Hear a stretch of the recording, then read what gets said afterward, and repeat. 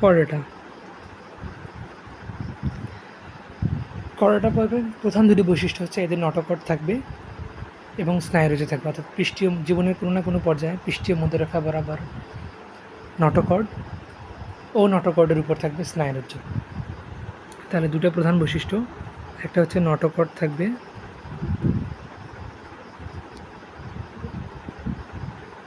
আর একটা হচ্ছে স্নায়ুরজ্জু থাকবে।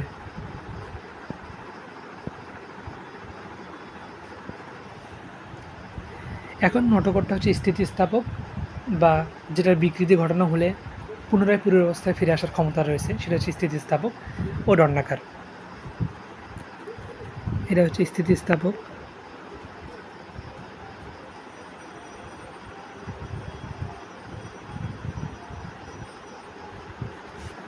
এবং দণ্ডাকার।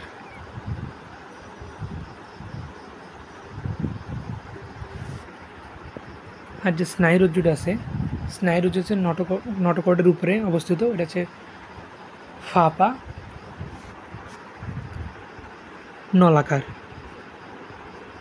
এটা হচ্ছে নলাকার ফাঁপা। তো কর্ডটার যে বৈশিষ্ট্য, আরও বৈশিষ্ট্য আছে। বৈশিষ্ট্যের মধ্যে প্রথম তো আমরা দেখলাম নটোকর্ড, স্নায়ুরজ্জু। এখন নটোকর্ড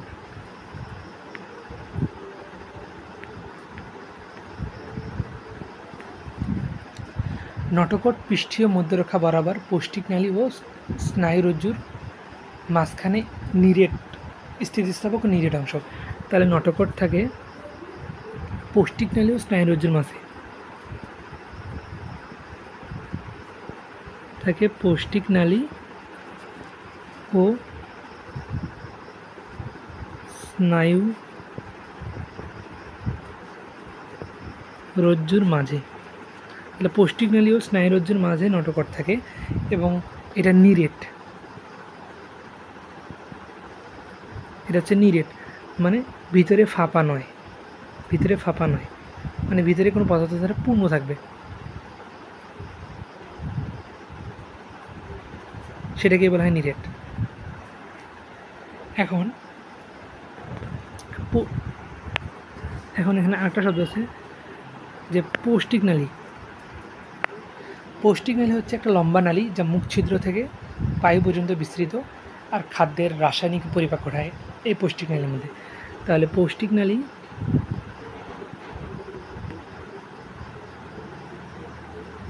এটা হচ্ছে একটা নালী যেটা মুখ ছিদ্র থেকে পায়ু পর্যন্ত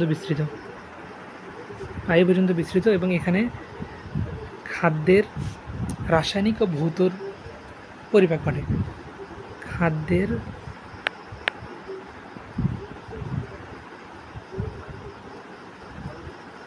খাদ্যের রাসায়নিক প্লাস ভৌত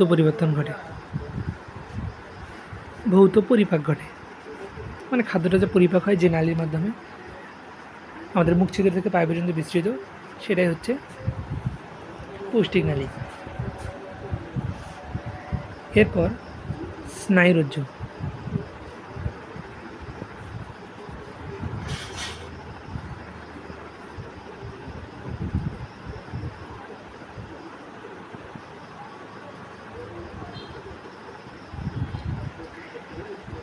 স্নায়ুরজ্জু নটোকর্ডের উপরে থাকে ও ফাঁপা নলাকার, নলের মতো।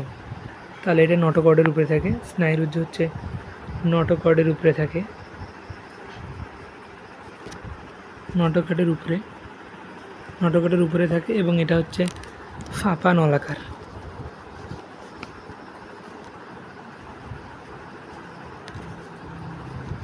এটা হচ্ছে ফাঁপা নলাকার। এখন নটোকর্ড ভার্সেস স্নায়ুরজ্জু বা নার্ভ কর্ড।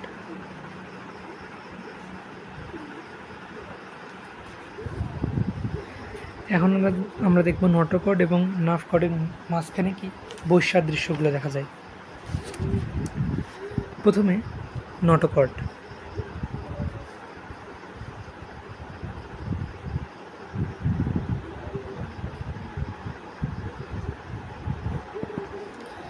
নটোকট সৃষ্টি হয় ভ্রূণীয়, আমরা জানি ভ্রূণীয় 3টা স্তর থাকে, একটা হচ্ছে অ্যাক্টোডার্ম, অ্যান্ড্রোডার্ম আর মেসোডার্ম। মাঝখানের স্তরটাকে বলে মেসোডার্ম। তাহলে নটোকট সৃষ্টি হয় মেসোডার্ম থেকে, ভ্রূণীয় মেসোডার্ম থেকে সৃষ্ট। তাহলে নটোকট মেসোডার্ম থেকে সৃষ্টি হয়। এবং 2 নাম্বার, এটা হচ্ছে রড শেপ, মানে রডের মতো আকৃতি, রড শেপ স্থিতিস্থাপক।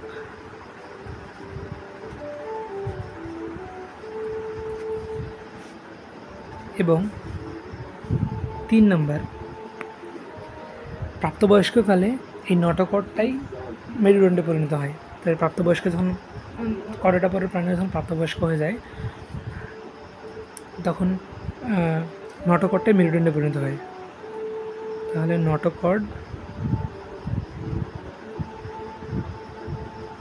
কিসে পরিণত হয়? মেরুদণ্ডে পরিণত হয়। প্রাপ্তবয়স্ক যখন হয় কয়টা পরের প্রাণী তখন নটোকটটা মেরুদণ্ডে পরিণত হয়। এখন নার্ভ কর্ড বা স্নায়ুরজ্জু, নার্ভ কর্ড বা এটার একে বলা হয় স্নায়ুরজ্জুও বলা হয়। 1 নাম্বার, নটোকট হচ্ছে মেসোডার্ম থেকে সৃষ্টি হয়, কিন্তু নার্ভ কর্ড বা স্নায়ুরজ্জু অ্যাক্টোডার্ম থেকে সৃষ্টি হয়। এটা সৃষ্টি হয় অ্যাক্টোডার্ম থেকে। অ্যাক্টোডার্ম হতে সৃষ্ট, এটা অ্যাক্টোডার্ম হতে সৃষ্টি হয়, মানে বাহিরের স্তর থেকে সৃষ্টি হয়। 2 নাম্বার, আমাদের নটোকট হলো রড শেপ এবং স্থিতিস্থাপক, কিন্তু এটা আর নার্ভ কর্ড হচ্ছে ফাইবার দ্বারা গঠিত হয়। এটা ফাইবার, এটা এক ধরনের ফাইবার, এটা নার্ভ ফাইবার থেকে সৃষ্টি, নার্ভ ফাইবার হতে সৃষ্ট। তাহলে নার্ভ কর্ড নার্ভ ফাইবার হতে সৃষ্ট। 3 নাম্বার, আমরা দেখছি নটোকট প্রাপ্তবয়স্ককালে মেরুদণ্ডে পরিণত হয়। নার্ভ কর্ড সিএনএসে বা সেন্ট্রাল নার্ভাস সিস্টেম বা কেন্দ্রীয় স্নায়ুতন্ত্রে পরিণত হয়।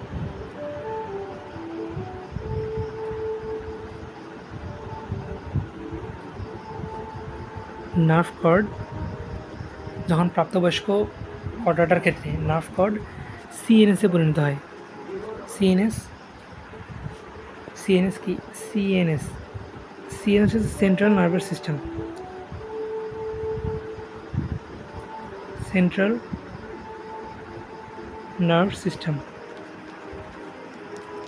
বা কেন্দ্রীয় স্নায়ুতন্ত্র। এই নটোকটটা সম্মুখে মস্তিষ্ক এবং পশ্চাতে সুষুম্নাকাণ্ড বা স্পাইনাল কর্ড সৃষ্টি করে। সম্মুখে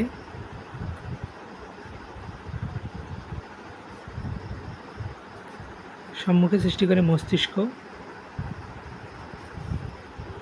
আর পশ্চাতে সুষুম্নাকাণ্ড গঠন করে।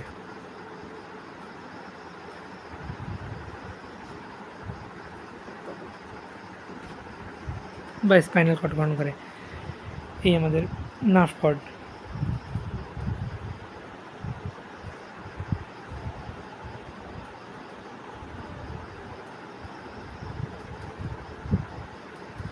এই নার্ভ কর্ড সম্মুখে মস্তিষ্ক এবং পশ্চাতে সুষুম্নাকাণ্ড গঠন করে।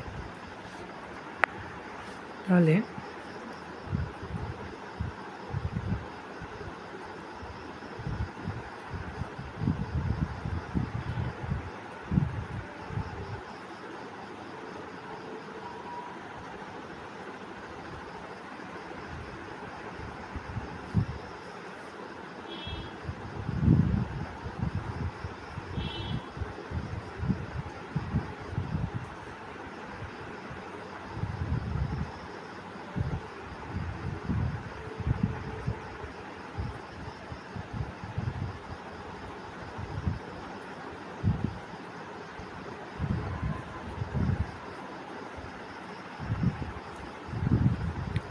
এটা হচ্ছে নটোকর্ড।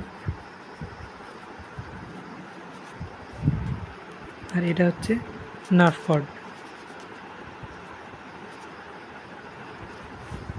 আর এগুলো হচ্ছে কার্টিলেজ বা তরুণাস্থি।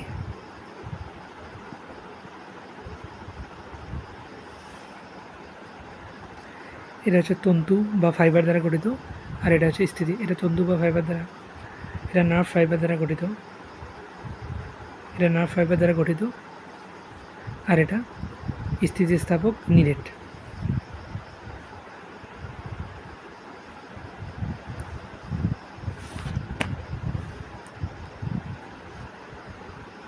আর করোডা পর্বের 3 নম্বর বৈশিষ্ট্য হচ্ছে অ্যান্ডোস্টাইল। করোডা পর্বের প্রাণীদের গলবিলের নিচে অ্যান্ডোস্টাইল থাকে, যেটা থাইরয়েড গ্রন্থিতে রূপান্তরিত হয়। তাহলে অ্যান্ডোস্টাইল।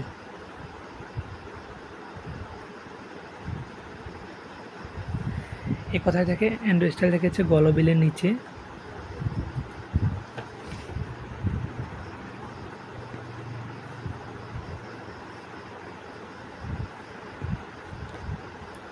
অ্যান্ডোস্টাইল থেকে গলবিলের নিচে থাকে। এই অ্যান্ডোস্টাইলটা পরিণত বয়সে করোডা পর্বের ক্ষেত্রে, প্রাণীর ক্ষেত্রে এই অ্যান্ডোস্টাইলটা থাইরয়েড গ্রন্থিতে রূপান্তরিত হয়। থাইরয়েড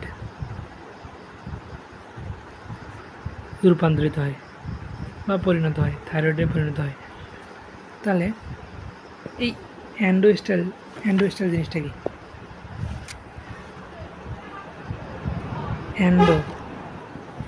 অ্যান্ডো শব্দের অর্থ হচ্ছে ভিতরে,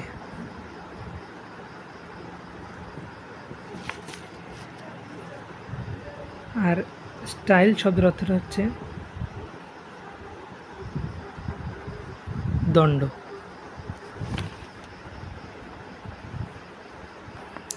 করোডা পর্বের প্রাণীর গলার কাছে দণ্ডাকৃতির ভাঁজ বা গ্রুভ থাকে, সেটা হচ্ছে অ্যান্ডোস্টাইল। তাহলে গলার কাছে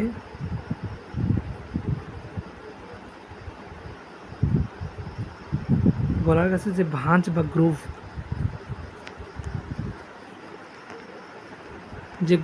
বা ভাঁজ থাকে, সেটাই মূলত অ্যান্ডোস্টাইল।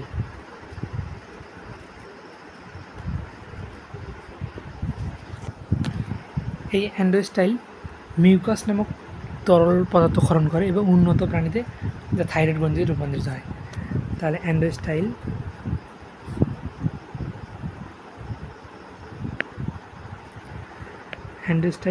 মিউকাস ক্ষরণ করে,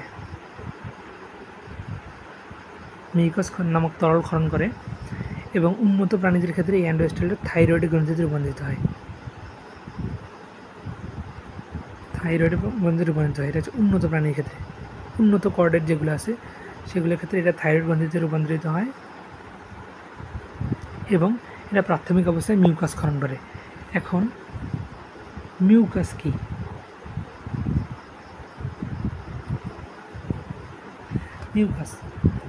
মিউকাস হচ্ছে শ্লেষ্মা।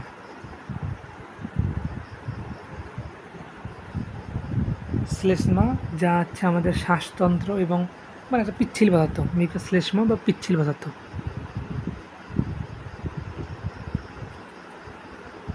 এটা পিচ্ছিল তরল, শ্লেষ্মা বা পিচ্ছিল তরল, যেমন আমাদের কফ, যেমন এটা হচ্ছে মিউকাস। এটা শ্বাসতন্ত্র এবং পৌষ্টিকতন্ত্র থেকে নিঃসৃত হয়। তাহলে শ্লেষ্মা বা মিউকাসটা কোথা থেকে নিঃসৃত হয়? এটা আমাদের শ্বাসতন্ত্র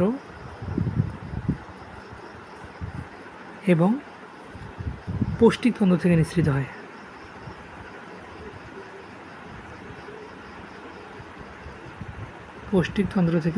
হয়।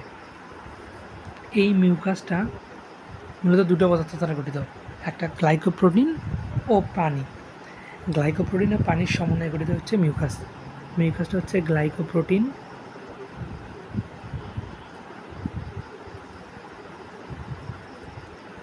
প্লাস পানি বা ওয়াটার, এই দুটার সমন্বয়ে